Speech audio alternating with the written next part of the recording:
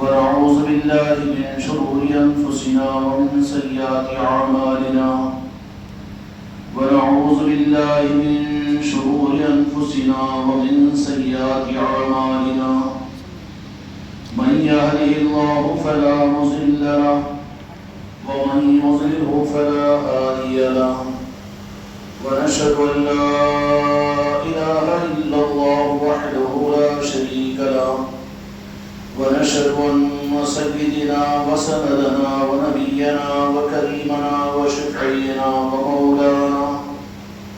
ومولانا محمدا بارك وسلم تسليما كثيرا أما بعد فأعوذ بالله من الشيطان الرجيم بسم الله الرحمن الرحيم يا أيها الذين آمنوا كتب عليكم الصيام كما كتب على الذين من قبلكم لعلكم تتقون وقال الله تبارك وتعالى يا أيها الذين آمنوا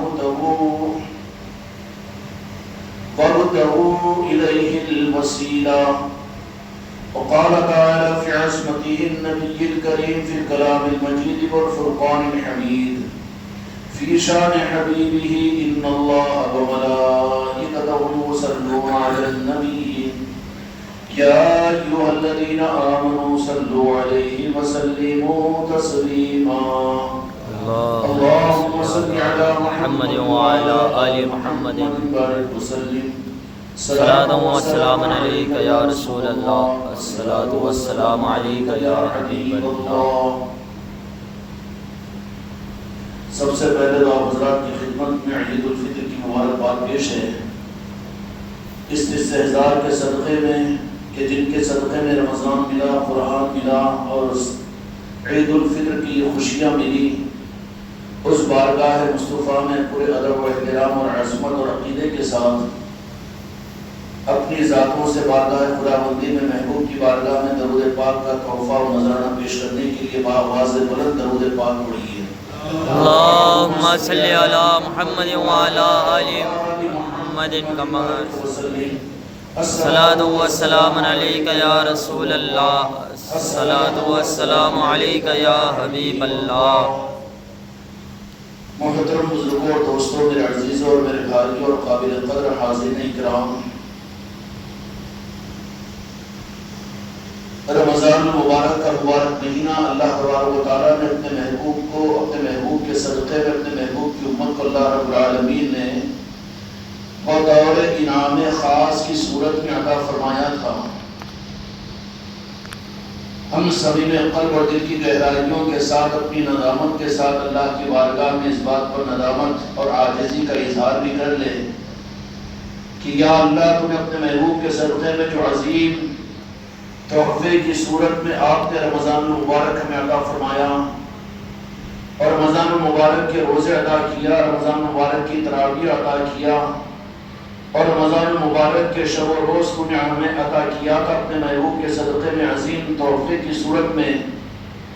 لیکن یا اللہ، تیری بارگاہ کے اندر میں ہم معافی کے قابل بھی نہیں ہیں، لیکن تو اپنے محبوب کے صدقے میں اور ہمارے آقا بجان کے مالک حضرت محمد مصطفیٰ صلی اللہ علیہ وسلم کے نعرے پاک کے صدقے میں تو ہمیں معاف فرما کر اس رمضان کی برکتوں اور خیراتوں کو اپنے کرم سے اپنے محبوب کے صدقے میں ہم سب کو بھی عطا فرما دے.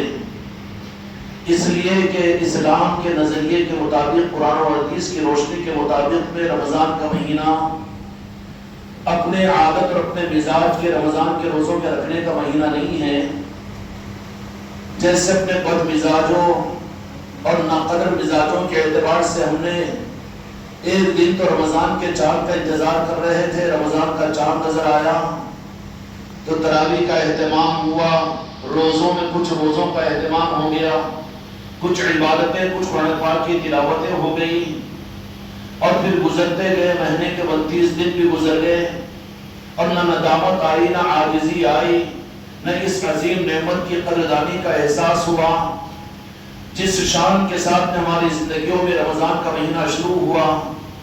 یا رب العالمین آج کے ان مبارک عید الفطر کے موقع پر ہم غلاموں اور اپنے بندوں کو معاف فرما دیجیے کہ جتنا بڑا تیرا مہمان تھا رمضان کی صورت میں اپنے محبوب کے صدقے میں تو نے عطا کیا تھا، اس عظیم مہمان کے ساتھ میں ہم بندوں کی طرف سے اتنی زیادہ ناقدری ہوئی ہے، نہ رمضان کے روزوں کا حق ادا ہوا، نہ قرآن پاک کے سننے کا حق ادا ہوا، نہ تراویح کا حق ادا ہوا، اور نہ رمضان کے ساعتوں کا، نہ رمضان کے دنوں اور شب و روز کا حق ادا ہوا۔ اللہ تبارک و تعالیٰ کی بارگاہ میں صرف معذرت اور توبہ کے علاوہ کوئی اور چارہ کار ہمارے رب کے لیے نہیں ہے۔ وہ رب تو ہمارے آقا کے صدقے میں نقطہ نواز ہے، ذرے کو پہاڑ بنا دیتا ہے۔ تو واقعیتاً آج اس موقع کے اوپر میں دل کی گہرائیوں کے ساتھ آپ حضرات کی خدمت میں درخواست کرنا چاہتا ہوں کہ رمضان تو ہماری زندگی سے رخصت ہو چکا، اور اگلے مہینے کا رمضان کی کوئی گارنٹی نہیں کہ آئے، اور آئے بھی تو اس رمضان کا صحیح حق ہم سے تم سے ادا، ہم جیسے باقی بندوں سے ادا ہو اس کی کوئی امید بھی نہیں ہے۔ لیکن رب کی بارگاہ میں صرف یہ التجا کہ یا رب العالمین اپنے محبوب کے صدقے میں ہمارے اس آپ کی عطاؤں کی ناقدری کے عذاب سے ہماری حفاظت فرما دیجیے، اور بلکہ حفاظت نہیں، آپ نے اپنے محبوب کے ذریعے سے یہ بات کہلوا دی کہ بہترین گناہگار وہ ہے جو گناہ کے بعد صدقے دل کے ساتھ میں توبہ کرے، تو توبہ پر صرف گناہ کو معاف نہیں کرتا ہوں بلکہ گناہوں کے بدلے میں نیکیوں کو ادا کرتا ہوں۔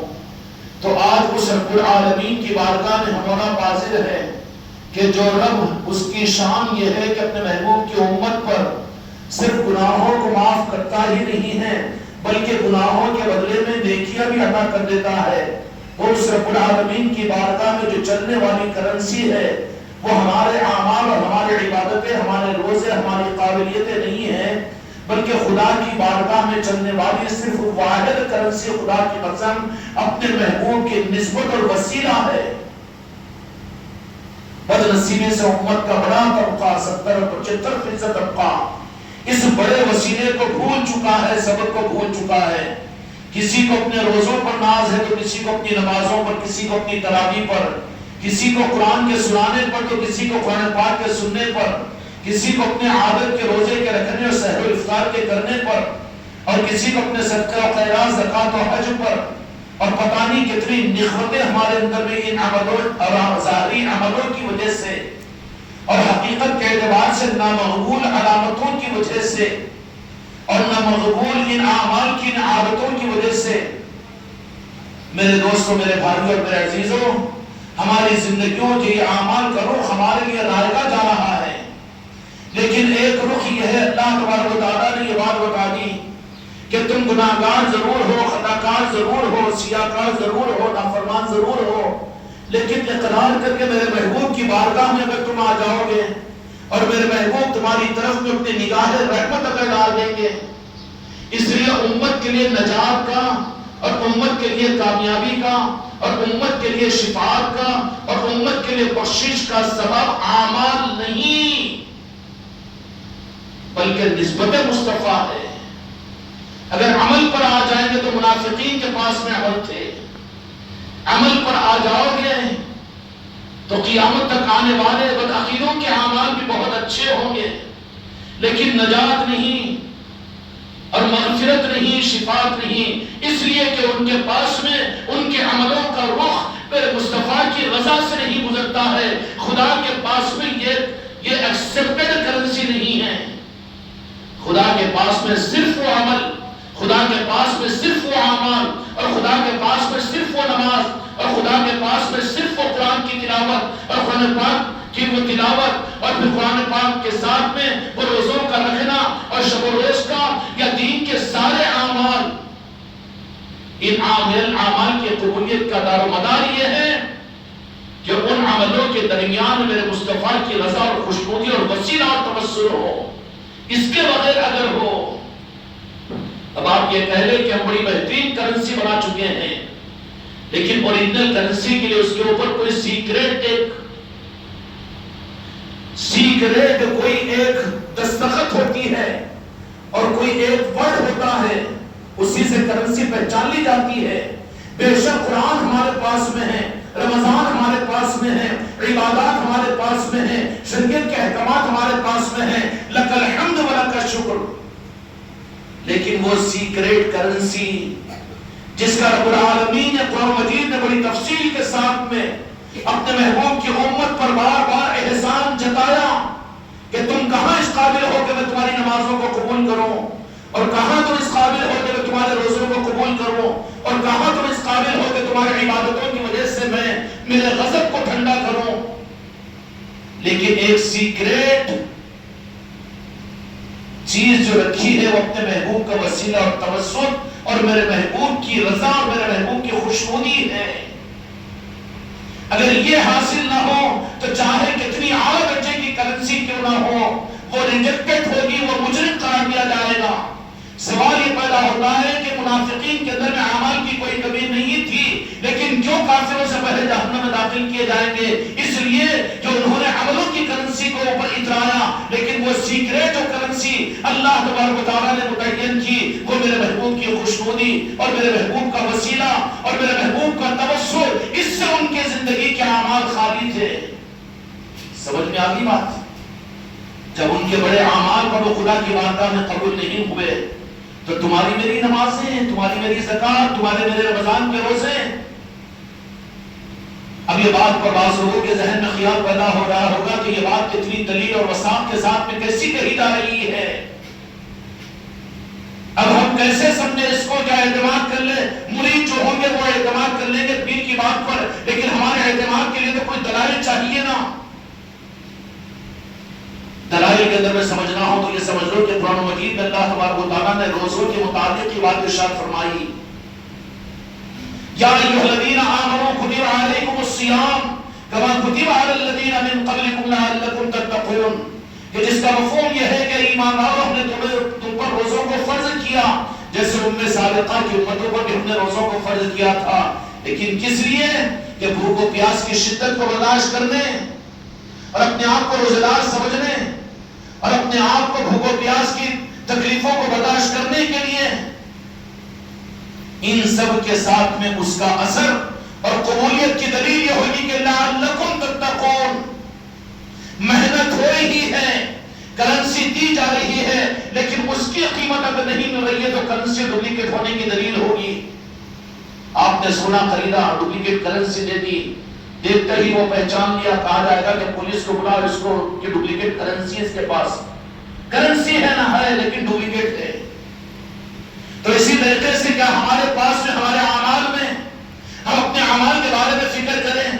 جتنا ہم اعمال کو سنبھالنے اور سدھارنے کی فکر کرتے ہیں اور کرنا بھی چاہیے، اپنے دین کے اعمال کے بارے میں علماء سے رہبری اور مسائل کا معلوم کرنا ضروری ہے، اس لیے کہ دین طریقے سے نہیں ہوگا تو اللہ تعالیٰ پسند نہیں کرے گی اس کو. نماز کیسی پڑھے معلوم کرو، روزہ کیسے رکھے معلوم کرو، اور دین کے شعبوں میں کیسے ہم دین پر چلے معلوم کرو اہل علم سے اور علماء سے. لیکن اوریجنل کرنسی کی پہچان کہیں اور ہوتی ہے، وہ اپنے قلب سے ہوتی ہے، اپنے دل سے ہوتی ہے. اب وہ دل اور قلب اللہ تبارک و تعالیٰ نے تم کو، مجھ کو، بچوں کو، عورتوں کو، بڑوں کو، بوڑھوں کو، ہر ایک کو عطا فرمایا ہے. اب اس دل سے پوچھ لیں کہ واقعیتاً ہمارے اعمال خدا کی بارگاہ میں قابل قبول ہونے کے قابل ہے. اگر عمل تو ہم کیے ہیں، رمضان کے روزے آپ حضرات نے رکھے ہیں اور عید الفطر کے لیے یہاں پر تشریف لائے ہیں، قابل مبارکباد ہو. لیکن رب العالمین یہ کہہ رہا ہے کہ رمضان کے روزوں کا اثر تمہاری زندگی پر یہ ہونا چاہیے کہ تمہیں تقویٰ مل جانا چاہیے. رب کا معاملہ تو یہ نہیں ہے کہ مزدوری اپنی کرا دے اور تنخواہ نہ دے اور مزدوری کو نہ دے. خدا کی قسم ایسا اپنے مزدوروں اور بندوں کے ساتھ میں خدا بے وفا تو نہیں ہے. ان اللہ لا یخلف المیعاد. لیکن سوچ اپنی زندگی کے اندر میں اگر تقویٰ نہیں ہے اور ہماری زندگی کے اندر میں وہ کوالٹی اگر نہیں ہے تو کیا وجہ ہے؟ وجہ رب کی طرف سے عطا کرنے میں نہیں ہے بلکہ وجہ ہماری ذاتوں کی کمی ماننا پڑے گا. اور چھپا ہوا چور ہمارے دل کا ہے جو سارے اعمال کے باوجود ہم کو آپ کو عملوں کے انبار ہونے کے باوجود وہ کوالٹی کے مقام پر نہ پہنچانے کی وجہ سے وہ عملوں کے وہ اثرات ہماری زندگی پر محسوس نہیں ہو رہے ہیں. 60 سال کا نمازی، 50 سال کا نمازی، لیکن زندگی سے بے حیائی کی حرکتیں نہیں نکلتی، جھوٹ زندگی سے نکلا ہوا نہیں ہے، دھوکے نکلے ہوئے نہیں ہیں. رمضان کے روزے تو خوب رکھا ہے، فرض کے ساتھ میں نوافل روزے میں رکھتا ہے، پر لاچی کتوں کی طرح سے پڑھنا، جائز اور ناجائز حلال و حرام کو دیکھنا، رشوت اور سود خوری اس کی زندگی سے ختم نہیں ہوتی، اور پھر اپنے بچوں کے اوپر ہنڈی کی رقم لینے سے یہ نہیں رکتا، اور پردے کے پیچھے یہ گولے دھندے دین کے نام پر کرتا ہے. پھر یہ کمیاں کیسے ہیں؟ یہ اس بات کی علامت ہے کہ کوئی دل کا چور چھپا ہوا ہے. کرنسی تو ہے لیکن وہ سیکریٹ جو خدا کی بارگاہ میں مقبول ہو کر جن عملوں میں تو خدا تقویٰ جن روزوں پر دیتا ہے، اور جن نمازوں میں تو خدا ادب والی زندگی عطا کرتا ہے، اور قبولیت والے اعمال کو خدا اپنی بارگاہ میں قبول کرتا ہے، وہ سیکریٹ کو ہم نے معلوم کرنے کی کوشش نہیں کی. کھلے ہوئے الفاظ میں کہہ دیا وہ میری طرف سے عید کا تحفہ ہے، سمجھ لے اور پہنچا دے اپنے اعزاء و اقرباء کو، اپنے گھر والوں کو، خاندان والوں کو، اور ہر کلمہ بول کر وہ سیکریٹ خدا کی بارگاہ میں قابل قبول کرنسی کی سیکریٹ جو چیز ہے جو قبولیت تک پہنچاتی ہے، وہ اپنے محبوب کی محبت اور محبوب کی خوشنودی اور محبوب کا توسل اور وسیلہ ہے. ورنہ منافق خوب عمل کیے لیکن قابل قبول نہیں ہے. قیامت تک اہل منافقین کرتے رہیں گے لیکن کوئی عمل ان کے لیے ان کے روزے خدا کی بارگاہ میں قبول نہیں، بلکہ حدیث میں اشارہ فرمایا کہ بھوک و پیاس کی تکلیف کے علاوہ کچھ نہیں ملتا. عبادت گزار ایسے کہ تعلق کبھی قضا نہیں ہوتی لیکن رات کی تکلیف کے علاوہ جاگنے کے علاوہ ان کو کچھ نہیں ملتا. کیوں؟ وجہ یہ ہے کہ وہ سیکریٹ جو اللہ تبارک و تعالیٰ نے کرنسی کی صنعت کے لیے اور اوریجنلٹی کے لیے دیا تھا، اس کو نہ انہوں نے معلوم کیا نہ اس کو حاصل کیا. اور وہ کیا ہے؟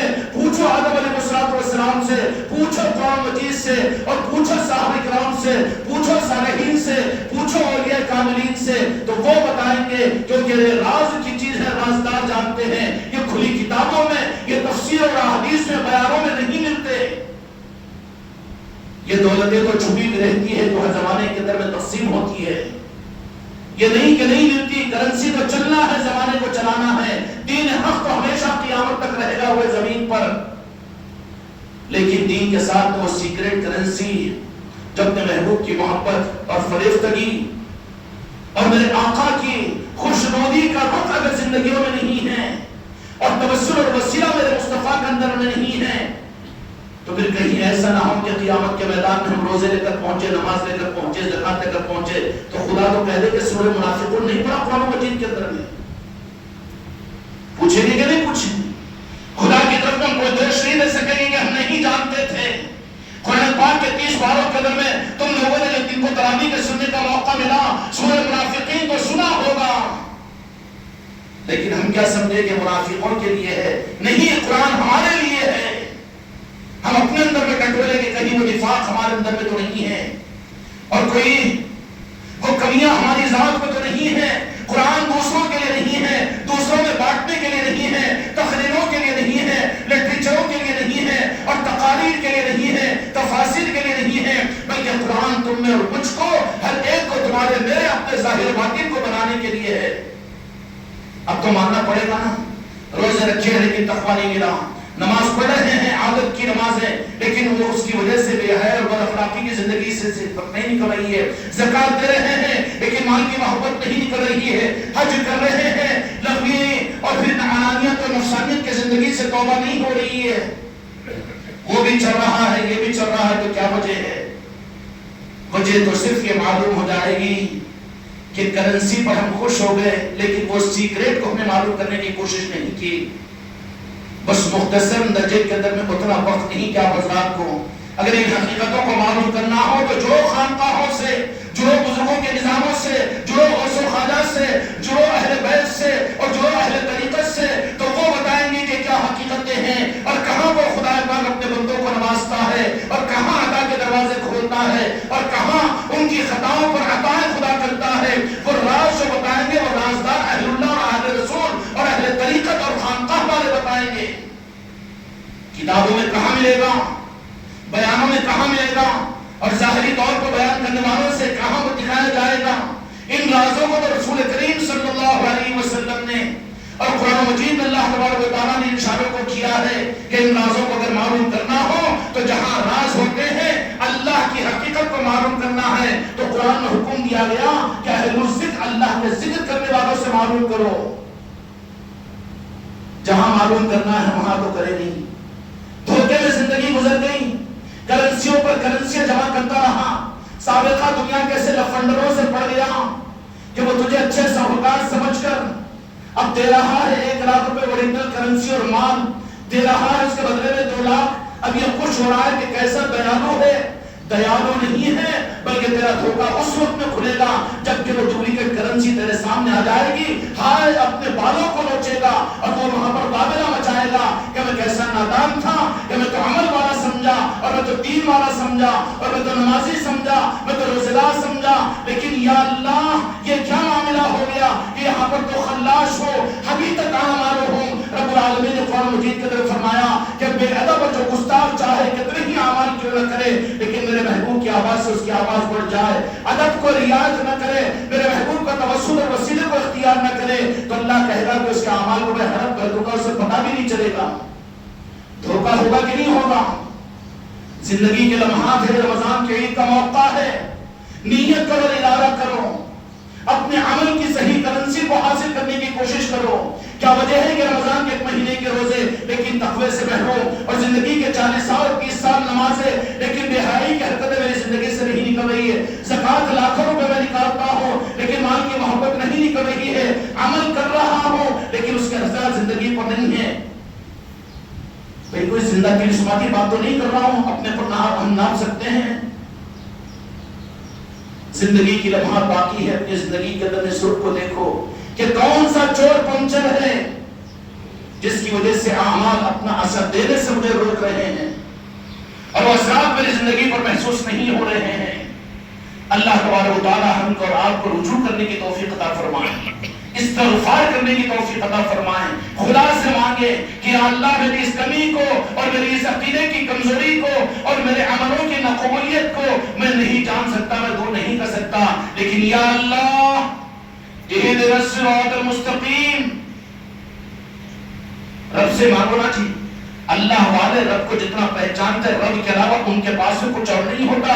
باقی ہر جگہ مکسنگ کا دودھ ہے, کہیں مسلک کہیں جماعت, کہیں کوئی پیر اور کہیں مولوی, وہ تو مکسنگ کے نظام ہے. لیکن اللہ والے جو ہوتے ہیں وہی پیور نظام کو لیے ہوئے ہوتے ہیں. غوث و خواجہ جو ہوتے ہیں انہی کا نظام خدا کی قسم حق کا نظام ہے, وہاں مکسنگ نہیں ہو سکتی. اللہ کو جاننے والے اللہ والوں سے زیادہ کوئی اور نہیں ہو سکتے. وہ بتائیں گے کہ چور پنچر کون سا ہے تیرا. کیا بات ہے کہ مجبوریت ہو رہی ہے. ان رازوں کے معلوم کرنے کے لیے بلا کسی تفصیل کے آپ حضرات سے اس بات کی درخواست کرتا ہوں, شہریان عادل آباد کے لیے خانقاہ محمدیہ اجمیری یونیورسٹی کا نظام ہے, روزانہ کی تعلیمات یہاں پر ہے اور یہاں پر مستقل کا نظام ہے. ایک بیمار بڑا کرا رہا ہے, پریشان ہے کہ جب دیکھو بیمار, جب دیکھو بیمار. کسی دوسرے علاقے کے آدمی نے ہمدردی کے ساتھ پوچھا کہ بھائی تیری بیماریوں کا سلسلہ کہ ہمیشہ تو پریشانی میں کیا بات ہے, کیا تیرے پاس میں دواخانہ نہیں ہے؟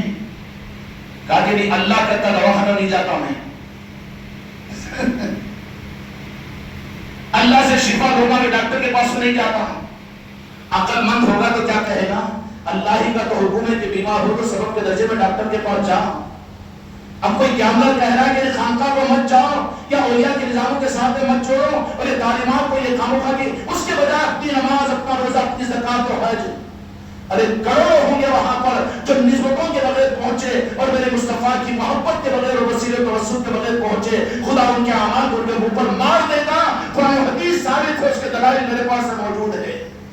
اگر ان میں سے ہم بد نصیب ہو جائے.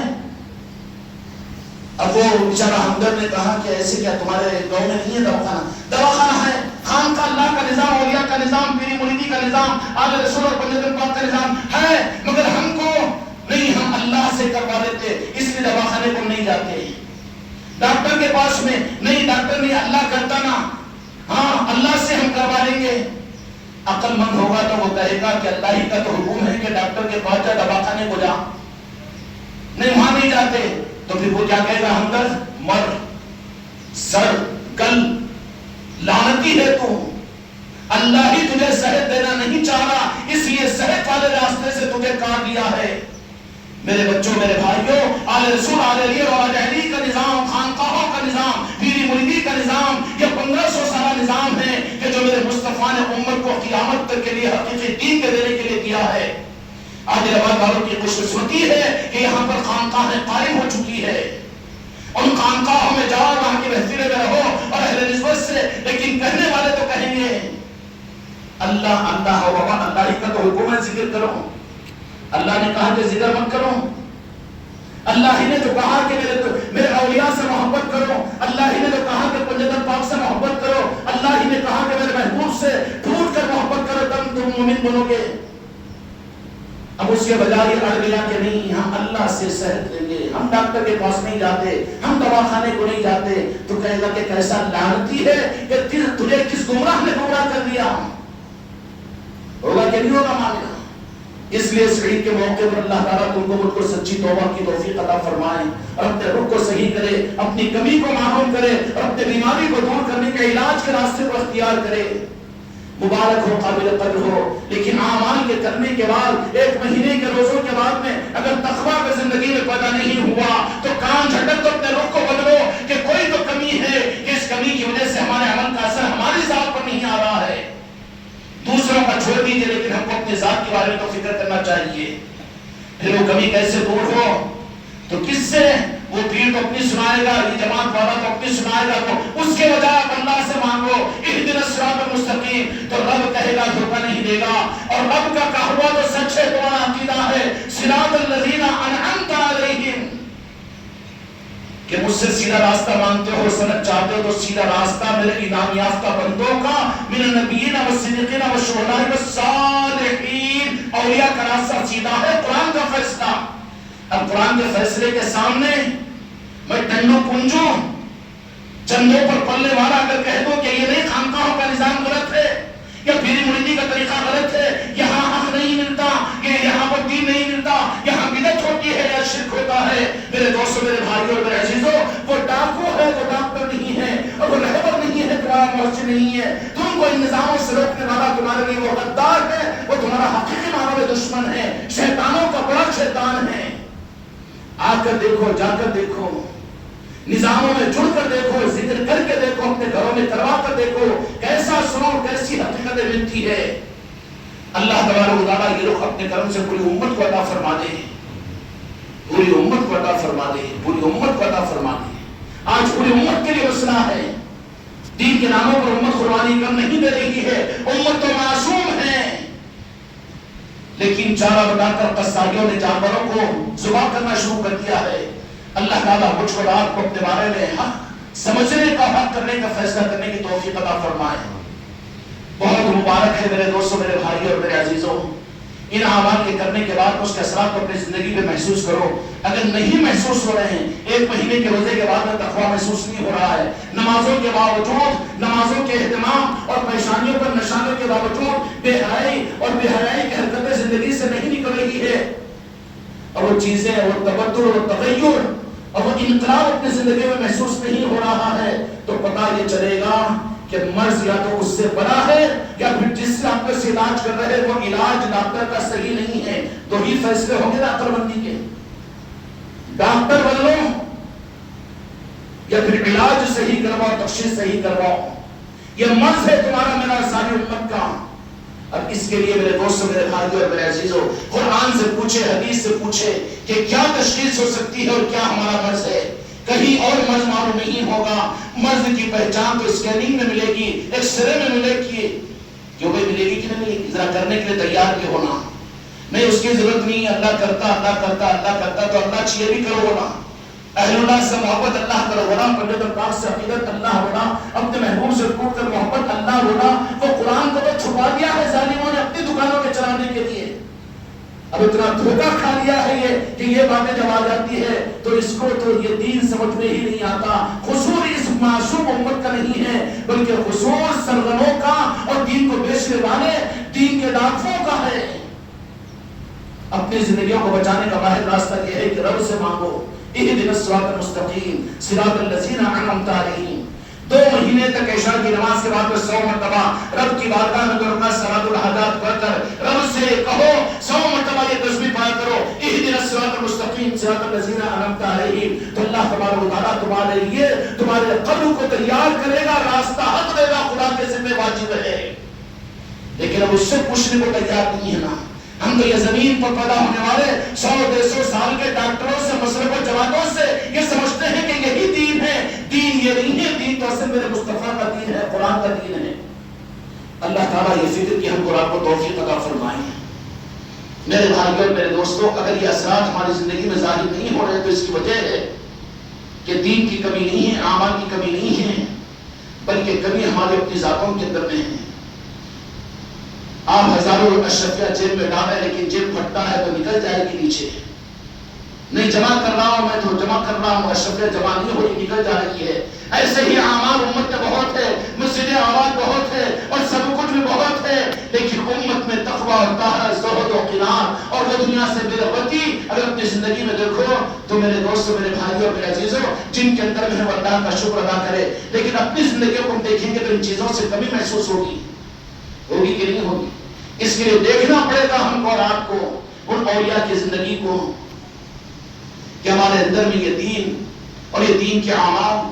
عید الفطر کے موقع پر اللہ کے محبوب صلی اللہ علیہ وسلم نے اس بات کا حکم دیا کہ تم اپنے عید، اپنے خوشیوں پر، اپنی آمدات کی خوشیوں کے اوپر بہت کچھ تم تو خرچ کرتے ہو. نئی نئی شاپنگ مالوں سے تم نے خریدی کی اور نئے نئے چوچوں کو پورا کرنے کے لیے ہزاروں روپے لگایا، لیکن اسی کے ساتھ میں یہ فرما دیا کہ تم صرف خود قرض نہیں ہو بلکہ میرے محبوب کے امتی ہو، تو تم کو تو میری امت کے غریب اور مسکینوں کا بھی خیال کرنا پڑے گا. اس لیے اصول بنایا گیا کہ اس کے روزے معلق رہتے جو صدقہ فطر کو ادا نہ کرے. میرے آقا نے فرما دیا، امت کو متنبہ فرمایا کہ جو صدقہ فطر کو ادا نہ کرے وہ میرے عیدگاہ کے اندر میں نہ آئے. میرے محبوب غضبناک ہو رہے ہیں اس کے اوپر. صدقہ فطر کیا ہے کہ تمہارے صدقہ فطر سے پوری امت کی غربت دور ہوگی. نہیں، رخ بتایا کہ تم کو صرف اپنے پیٹ کی پوجا کے لیے پیدا نہیں کیا گیا بلکہ اپنی ضرورتوں کے اوپر غریب اور مسکینوں، بھوکوں کو کھلانا، ننگوں کو پہنانا، پیاسوں کو پلانا، ضرورت مندوں کی حاجتوں کو پورا کرنا. یہ تمہارے اندر تمہارا رب اور تمہارے محبوب دیکھنا چاہتے ہیں. اب یہ تو خود غرض اتنا بنا کہ دنیا سے تو دنیا بلکہ دین کے نام پر بھی دنیا کو لینے والا بن گیا اپنے دین کو بیچ کر. ہو رہا کہ نہیں ہو رہا؟ اس کے بھی مقابل میں سلطان الہند خواجہ قادیان خواجہ معین الدین چشتی اجمیری رحمت الرضوان، جن کی عمر شریف 7-8 سال کی ہے، اپنے گھر سے نکلے اور عیدگاہ کو جا رہے ہیں عید الفطر کے دن. راستے میں دیکھا کہ غریب اور مسکین بچہ ہے، آنکھوں میں آنسو ہے. فوراً سلطان الہند غریب نواز وہیں پر رک گئے. ارے اولیاء کی تاریخ کو معلوم کرو، یہ اولیاء تمہارے خدا کی قسم اصل محسن ہیں. یہی اولیاء ہے جو قیامت میں تمہاری نجات کا ذریعہ بنیں گے. وَابْتَغُوا إِلَيْهِ الْوَسِيلَةَ، ان کے راستے پر ان کے توسط کے ذریعے سے خدا تک پہنچنے کا حکم اللہ نے دیا، اور ان کو چھوڑ کر کدھر گمراہ ہو رہے ہو. سلطان الہند خواجہ خواجگان جا رہے ہیں، دیکھا کہ آنکھوں میں آنسو ہے، رک گئے. درمیان میں معصومیت کا زمانہ ہے، 8-9 سال کی عمر شریف ہے. رک گئے اور کہا کہ بیٹا کیا بات ہے؟ تو اس بچے نے، معصوم بچے نے یہ کہا کہ عید ہے مجھے بھی معلوم ہے، لیکن میرے پاس میرا باپ نہیں ہے جو میری خوشیوں کو دیکھ کر خوش ہو، اور ایسے اسباب نہیں ہیں. سلطان الہند خواجہ قادیان خواجہ معین الدین چشتی اجمیری، جن کا آستانہ اجمیر شریف میں ہے اور اس خانقاہ کو چشتیہ نسبت حاصل ہے، یہاں سال کے 12 مہینے ان کی تعلیمات چلتی ہے، یہاں ان کا فیضان رکتا ہے. آؤ ان خانقاہوں سے فیضیاب ہو. دنیا تو مستفید ہو رہی ہے، ہم سمندر میں رہ کر پانی سے پیاس سے مرے، یہ ہماری ہلاکت کی باعث ہو رہی. کہا کہ سلطان الہند خواجہ خواجگان نے کہا کہ تو غریب اور مسکین تیرا باپ نہیں ہے، تجھے غم اور خوشی، اور میں خوشی کے ساتھ میں عیدگاہ میں جا کر نماز پڑھوں. نہیں، میں اپنے نانا جان کا غلام ہوں، میرے آقا کی تعلیمات میرے پاس میں ہے. اپنے آپ کو اپنے گھر پر ساتھ میں لے کر گئے اور لے جا کر اس بچے کو اپنی والدہ سے کہا کہ میرے ان کپڑوں کو اتاریے اور اس یتیم اور یسیر بچے کو پہنا دیجیے. اس کے بعد میں خود اپنے پرانے کپڑوں کو پہنا اور اس بچی کی انگلی کو پکڑ کر خواجہ سلطان الہند جو اجمیر میں ہیں، آپ نے سنا ہوگا میرے آقا کی تعلیمات کو، صحابہ کرام کی باتوں کو، لیکن ہم کو تو ضرورت ہے، ہم کو تو کاغذ کے نوٹوں کی کرنسی چاہیے. اب آپ تم عثمانیہ دور کے سونے کے سکے بتا رہے ہو، سکوں میں نوٹ ضرور ہے، لیکن ہماری ضرورتوں کے لیے تو کاغذ کے نوٹ جو کہ سکے راج الوقت یہ ہے. اولیاء کی تعلیمات کی ضرورت ہم کو ہے تاکہ رہبری کر کے ان کا دامن تھام کے حق تک پہنچے، اصل قرآن و حدیث تک پہنچے. اس لیے میرے دوستو سلطان الہند نے فوراً عیدگاہ لے گئے اور کہا کہ عید ہوگی. اسی دن سے حضرت خواجہ حسن سنجری تھے، لیکن غریب نواز کا لقب اللہ تبارک و تعالیٰ نے آپ کو عطا فرمایا. तबारक व तआला इन बुजुर्गों की निस्बतों को हासिल करने की फिक्र और तौफीक मुझको आपको अता फरमाए, इनसे मोहब्बत अता फरमाए। यही रास्ता है जो मुझको आपको हक तक पहुंचाएगा और कबूलियत तक पहुंचाएगा, वरना इस रास्ते को अगर छोड़ दो तो फिर कदम कदम के ऊपर तुम्हारे मेरे लिए खतरात होंगे। दिखावे के, उजुब के, तकब्बुर के और अपने मिजाज के अमलों को अपने लिए नजात समझेंगे। जब नजात का मसला होगा तो खुदा अगर वापिस कर दे तो फिर क्या होगा। अल्लाह ताला आपको और मुझको तौफीक अता फरमाए। ईद उल फित्र के मौके पर इतना ध्यान देकर अपने रुख को बदलने का फैसला कीजिए, बड़ा मुबारक होगा। रमजान तो विदा हो चुका है, लेकिन मेरे दोस्तों, मेरे भाइयों, वो कोई रमजान जैसा मुनव्वर निजाम और रमजान जैसे वो माहौल पर हमको जोड़े रखने का निजाम अगर है तो अहलियत और अहलीक और खानकाहों का निजाम है, जिसकी वजह से निस्बत रूहानियत के निजाम और रब और उसके महबूब और पंजतन पाक के साथ जुड़ी रहती है। इसके लिए खुदा तुमको और मुझको इन निजामों के कदरदानी और निस्बतों के हासिल करने की तौफीक अता फरमाए। ईद उल फित्र के इस मुबारक मौके पर अपने गरीबों, यतीमों, यसीरों का ख्याल भी करना है। और खुशी के मौके पर फरमाया कि 2 रकात सलातो ईद उल फित्र को भी एहतमाम क्यों के शुक्राने के अंदर में है। इसलिए मेरे दोस्तों, ईद उल फित्र जो साल में एक मरतबा आती है, इसके लिए उसका तरीका तो आप हज़रात को मालूम ही है, लेकिन यादे के लिए 2 रकात ईद उल फित्र की पढ़ता हूँ वाजिब। माँ 6000 तकबीरों के वास्ते अल्लाह के पीछे से इमाम के अल्लाहु अकबर कहकर हाथ बांध ले, सना पढ़ ले पहली रकात में। उसके बाद में 3 तकबीरें होगी, अल्लाहु अकबर हाथ छोड़ दे, दूसरी तकबीर होगी अल्लाहु अकबर हाथ छोड़ दे, तीसरी तकबीर में अल्लाहु अकबर पहली रकात में हाथ बांध ले। इमाम ज़ब्बी सूरत और सूरह फातिहा की तिलावत करेंगे, उसके बाद में रुकू और सजदा होगा। और दूसरी रकात के अंदर में इमाम साहब खड़े होकर पहले सूरह फातिहा ज़ब्बी सूरत पढ़ेंगे, उसके बाद में 4 तकबीरें होगी, अल्लाहु अकबर अल्लाहु अकबर अल्लाहु अकबर। 3 तकबीरों पर आप हाथ को छोड़ देना है। चौथी तकबीर में हाथ को उठाए बगैर इंतकाली तकबीर होगी रुकू की, रुकू में जाके नमाज को पूरा कर लिया जाएगा। इस एतबार से इंशाअल्लाह नमाज को पूरी करेंगे। उसके बाद में खुतबतैन होंगे, खुतबतैन के बाद में दुआ भी होगी। उसके बाद में आप हजरात अपने घरों में अपने बाल बच्चों, अपने खानदान वालों के अंदर में खुशियां ईद की खुशियां मनाएं। खुदा तुमको और मुझको ईद की हकीकी खुशियां अता फरमाए। खुदा तुमको, तुम्हारी नस्लों को, तुम्हारे खानदानों को ईद की दायमी मसरतें तुम्हारे घरों के अंदर में चमन की तरह से खिलवाए और पूरी उम्मत को हक का रुख अपने करम से अल्लाह ताला इस ईद उल फित्र के मौके पर अता फरमाए। बहक़ ला इलाहा इल्लल्लाह